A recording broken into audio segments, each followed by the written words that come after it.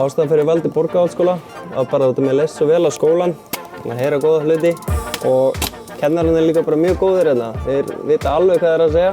Þeir vilja virkilega að okkur gangi vel. Þetta er símatsskóli og próf bara þétt yfir önnina. Mér finnst það mjög þægilegt. Þannig maður lendir ekki í einhverju vesinni fyrir jól, eitthvað að stressast yfir prófum. Borgó er bara svona mjög öruggt umhverfi sem maður getur komið og verið bara maður sjálfur. Og alveg sama hvaða braut þú ert á, þá færðu eiginlega bara að prófa allt saman. Eitthvað svona sitt lítið af hverju. 1, 2, 3.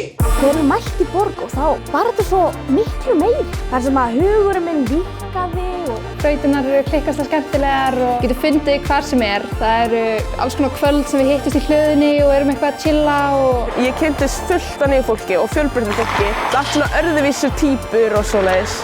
Og mér finnst það bara svo gaman að vera í Borgó.